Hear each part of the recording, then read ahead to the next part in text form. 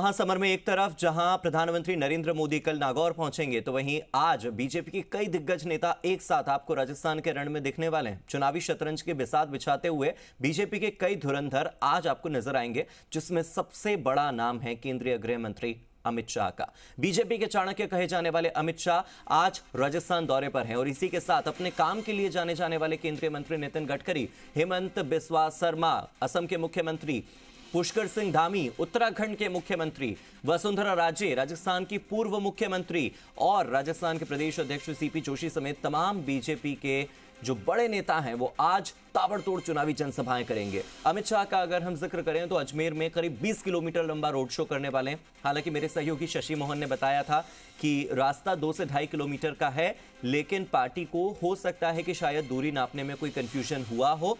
देखना यही होगा कि ये 20 किलोमीटर लंबा रोड शो जो अजमेर में निकलने वाला है वो कहां से कहां तक की दूरी कवर करता है और कहां से होते हुए गुजरता है।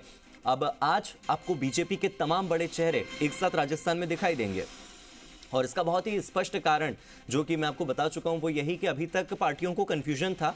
खास तौर पर ये कंफ्यूजन उन पार्टियों को होता है जो पांचों ही राज्यों में अपनी सरकार बनाने की कोशिश कर रहे हैं, जैसे कांग्रेस और बीजेपी दोनों ही दल।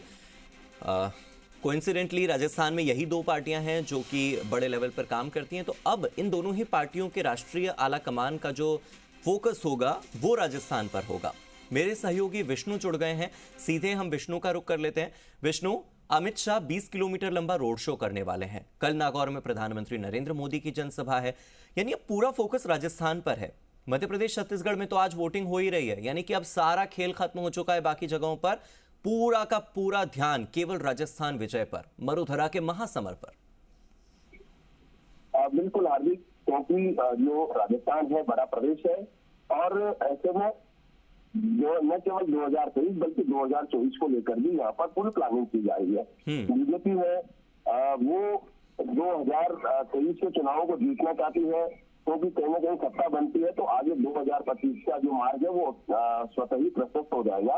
तो ऐसे में बीजेपी का पूरा फोकस मिशन मरुधरा पर है और मिशन मरुधरा को लेकर काफी लंबे समय से वो इस पर मिशन मरुधरा पर फोकस किए हैं और अब पूरा जो ध्यान है वो सीधा राजस्थान पर हो गया है, क्योंकि लगातार जो बीजेपी के तमाम नेता हैं, प्रधानमंत्री नरेंद्र मोदी सहित जो उनकी टीम के जितने भी सदस्य हैं वो यहाँ पर पूरी तरह सक्रिय है।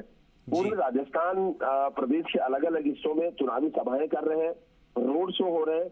आज बात की जाए तो अमित शाह है वो 3 जगह सभाएं करेंगे और उसके बाद एक 20 किलोमीटर लंबा अजमेर में रोड शो करने वाले हैं। अजमेर उत्तर और दक्षिण हालांकि बीजेपी के पास है, लेकिन अजमेर उत्तर में एक बागी और खड़े हो गए तो संभवतः वो आज हट जाए, अमित शाह उनके समर्थन में वापस प्रचार कर रहे हैं। आज नाम समर्थन थोड़ा सा फोकस करेंगे क्या आप अजमेर उत्तर की जिस सीट का जिक्र आप कर रहे हैं, थोड़ा सा डिटेल में बताएंगे? क्योंकि जितना मुझे ध्यान आ रहा है पूर्व शिक्षा मंत्री रह चुके वासुदेव देवनानी वहां से चुनाव लड़ रहे हैं बीजेपी की सीट पर। क्या उनके लिए कोई व्यक्ति है जो कि मुश्किलें खड़ी कर रहा है? बिल्कुल, वो बीजेपी से ही बागी है, ज्ञान सारस्वत है, वो संघ के स्वयंसेवक भी है लंबे समय से और टिकट बदलने की मांग कर रहे थे, क्योंकि वासुदेव देवनानी यहाँ से 5वीं बार चुनाव लड़ रहे हैं। तो ऐसे में वो लगातार टिकट बदलने की मांग कर रहे थे। पार्टी ने टिकट नहीं बदला और वापस वासुदेव देवनानी को भरोसा जताया तो वो बागी होकर मैदान में कूद पड़े हैं। ऐसे में अगर जो बीजेपी के चाणक्य हैं गृह मंत्री अमित शाह, उनका रोड शो होना है तो संभवतः उनसे बातचीत की जाएगी, क्योंकि अभी कल हवा महल में देखा था कि पप्पू कुरैशी जो कांग्रेस से बागी होकर बैठे थे और मुख्यमंत्री अशोक गहलोत उनके जरिए उन्होंने बना दिया था। तो ऐसे ही संभावना ये जताई जा रही है कि कहीं ना कहीं अमित शाह उनसे बात करते हैं तो ज्ञान सारस्वत वासुदेव देवनानी के समर्थन में बैठ जाते तो उनकी मुश्किलें वो राह जो आसान हो सकती है। विष्णु, ये उम्मीद इसलिए भी क्योंकि राज्यवर्धन सिंह राठौड़ की मुश्किलों को थोड़ा सा आसान बना दिया, उनके रास्ते का रोड़ा जो है वो खत्म कर दिया अमित शाह ने एक फोन कॉल पर। तो जब अमित शाह खुद चलकर आएंगे, 20 किलोमीटर लंबा रोड शो करेंगे, तो उम्मीद यही की जाती है कि बीजेपी के लिए चुनाव लड़कर पार्षद बनने वाले कम से कम एक व्यक्ति विधानसभा के चुनाव में पीछे तो हटें और जो बागी हुए हैं वो बागी तेवर कम कर दें अपने। खैर, इसके अलावा आप दूरी को लेकर भी मुझे बताइएगा, क्योंकि अमित शाह का जो दौरा है उसमें शशि मोहन से मैं बात कर रहा था जब, तो उन्होंने बताया था कि पार्टी को दूरी को लेकर कोई कंफ्यूजन हुआ है। 20 किलोमीटर, ये 20 किलोमीटर वाकई 20 किलोमीटर है या 2-2.5 किलोमीटर का एरिया है और बाकी का एरिया ग्रामीण इलाके में कवर होने वाला है या कहीं और कवर होने वाला है? ये कंटिन्यूअस है या इसमें ब्रेकेज है? बिल्कुल, ये वाहनों से काफिला निकलेगा, तो ऐसे में संभवतया पार्टी की ओर से जो जानकारी दी गई वो 20 किलोमीटर लंबा है।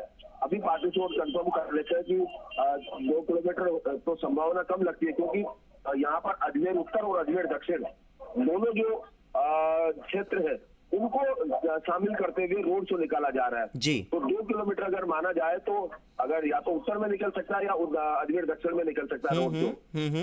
2 किलोमीटर काफी छोटा एरिया होता है। हाँ। तो ऐसे में, क्योंकि जयपुर में भी जब बात चल रही थी तो 9 किलोमीटर करीब 8-9 किलोमीटर का जो दायरा है वो यहाँ रोड शो के लिए लिया जा रहा था। तो ऐसे में अजमेर में बड़ी बात नहीं है, क्योंकि अजमेर उत्तर और अजमेर दक्षिण दोनों जो सीटें हैं उनको लेकर मिलाकर ये रोड शो होने वाला है। हाँ। इसकी अभी थोड़ी देर बाद कंफर्म और कर देंगे दर्शकों तक कि हकीकत में कितना किलोमीटर ये रोड शो होने वाला है। हालांकि जो प्रोग्राम आया बीजेपी का टेंटेटिव उसमें 20 किलोमीटर का लिखा हुआ है। तो बात कर रहे थे कि रोड शो अजमेर उत्तर और अजमेर दक्षिण दोनों विधानसभा सीटों को मिलाकर होगा। तो कहीं ना कहीं बीजेपी के पास लंबे समय से सीटें हैं, लेकिन अब कई मुश्किलें रहा जो है वो आसान हो जाए, तो ऐसे में ये रोड शो काफी फायदे कारक होगा बीजेपी के लिए। चलिए, मतलब आप आपस में बीजेपी एक तो सुलह कर ले, दूसरी बात फिर मतदाताओं पर इसका असर हो जाए तो वो तो डबल है, डबल फायदा। खैर, शुक्रिया आपका इस जानकारी के लिए।